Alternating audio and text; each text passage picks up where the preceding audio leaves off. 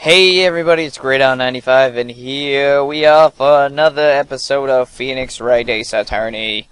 So, last time we were about to prove that the DL6 incident and Miles was not the guilty one person. Let's go!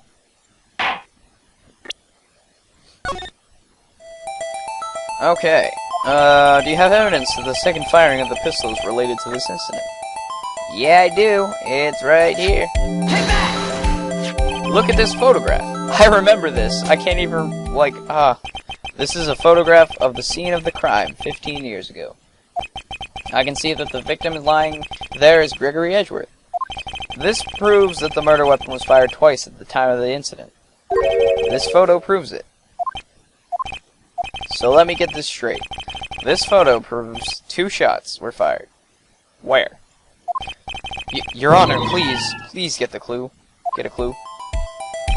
Show the judge the contradiction in the photo. Right there. Crap. Right. Oh my god. Right here. It should be obvious the contradiction is here. I see a bullet hole in the door. Your Honor, Gregory Edgeworth was killed by a shot from the pistol. Yet there is also a bullet hole in the elevator door. We also know that the murder weapon was fired twice. Thus, someone other than Edgeworth fired the second shot.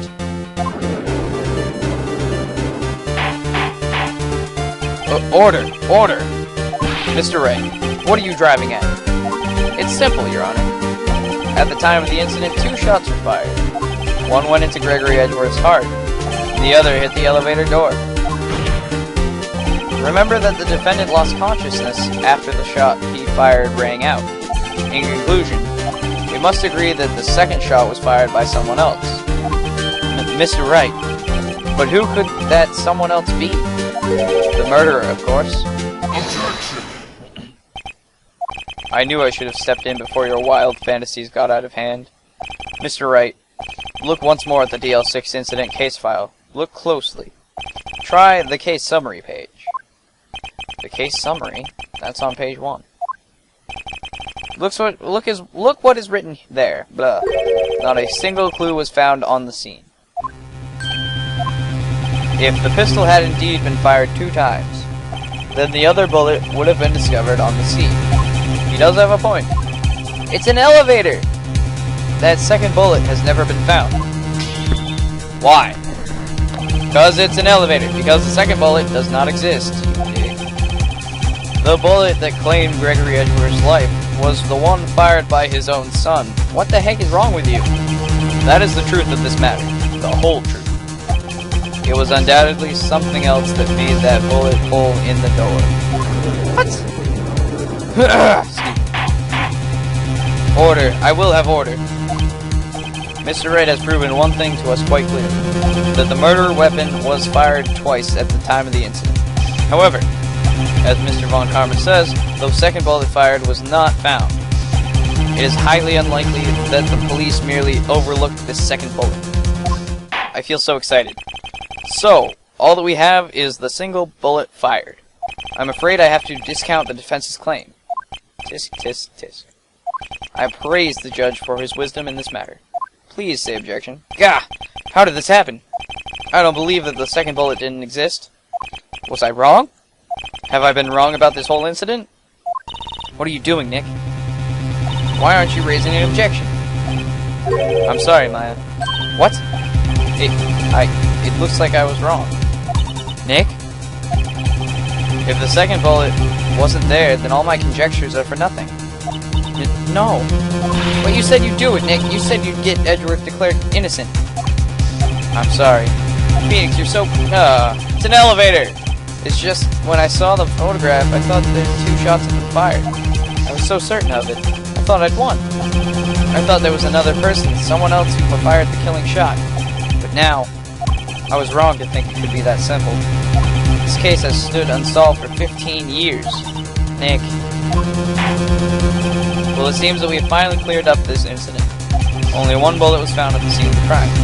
That shot was fired by Miles Edgeworth. Precisely. I would like to ask one thing of Miles Edgeworth before passing my verdict. Have you been paying attention to the trial so far? Yes, Your Honor. Do you have any objections? No, I do not. So you killed your father, though that was not your intention? Yes, I did. Oh no, he's confessing. Very well. The statute of limitations on the murder of Gregory Edgeworth runs out today. Therefore, I must pronounce a verdict on the defendant today, right here. Right now. Indeed. Does anyone have any objections? I've been here before. It's just like my first day in court. There are so many things I know I should be saying, but my mind's gone blank and I can't find the words. Mr. Wright? I have an objection, bro. Objection! Your Honor? I object. Tisk, tisk, tisk. Mr. Wright, on what grounds do you object? Oh. Nick? I don't know. This case is perfect. Oh no. Rah! It must exist. The second bullet. What? What did you just say? Nothing. The second bullet must exist. But where? Someone took it. It seems waiting is not going to produce us any answers from Mr. Wright. Wait, Your Honor. The second bullet. It exists. What? Well, we just heard proof that it did not exist. What? I realize that, Your Honor. I'm really grasping here. It's just someone took it from the scene of the crime. That's what happened. But who? The murderer. The murderer? Then tell us just who is this murderer? I'm still thinking about that one. So the criminal took the second bullet. Why would he? Huh? First of all, how would he have found it? It's not easy to find a stray bullet, Mr. Wright. Was there some pressing need for the murderer to search for that bullet?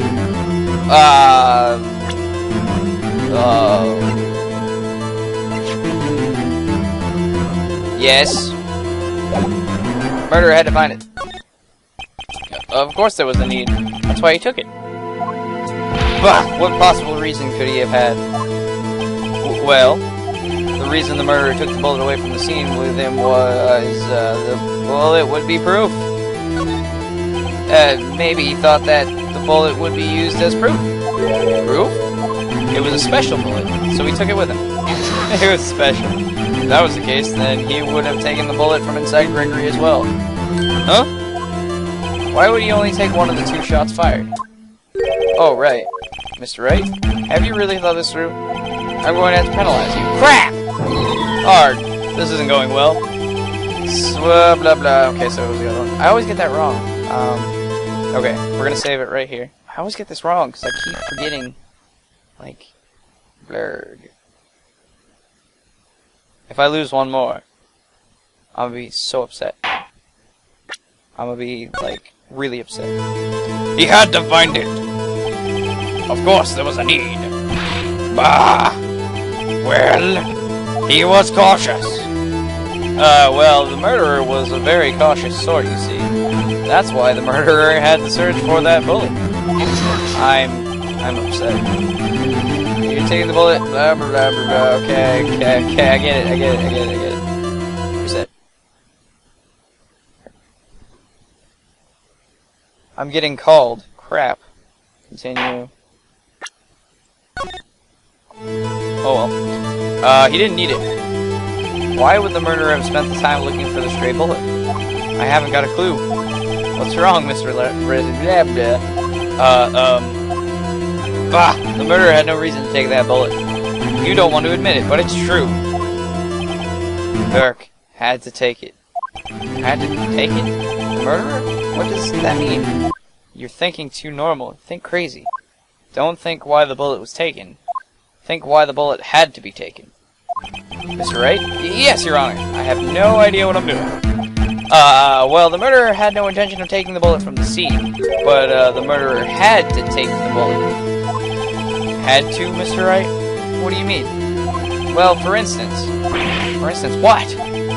Maybe the bullet, hit the murderer. The bullet hit the murderer? Just saying, for instance. I mean, if it hit you, you would have to take it with you, wouldn't you? It's not like you could perform surgery right there. You know? Crap. Wait a second. I was just talking off the top of my head, but what if that's really what happened? Let me get this straight. So at the time of the murder, the murderer himself was shot, and he left with the second bullet still inside, thus leaving only one bullet at the scene of the crime. Yes, I guess that's how it would work, yes. But there's a problem with that. The other two people rescued from that elevator, Miles Edgeworth and Yanni Yogi, were both unharmed. So that would mean the murderer came from outside, yes. Oh!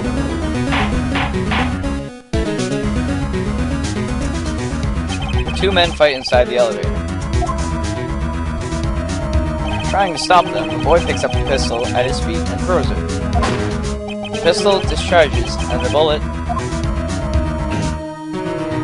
bullet goes through the elevator door and hits the murderer outside. The boy loses consciousness. Then the murderer opens the elevator door and sees the men inside. Ah! Mr. Wright, you are truly the most unpredictable defense attorney I've ever known. I can tell you're grasping, yet I cannot deny the possibility of what you say. Objection! What are you saying? Deny it! Deny it! No one involved with the incident was wounded. There was no murderer. No one was wounded at the time of the incident. He's right. I can't think of anyone. Hey, Nick. Wait a minute. Yeah, look at it later. Huh? I just thought of something really crazy. Crazy. Remember what Mr. Grossberg said yesterday? Nope. Gregory Edgeworth dealt a blow to his perfect trial record. Oh! That's right. Wow. Must have been quite a shock for Von Karma.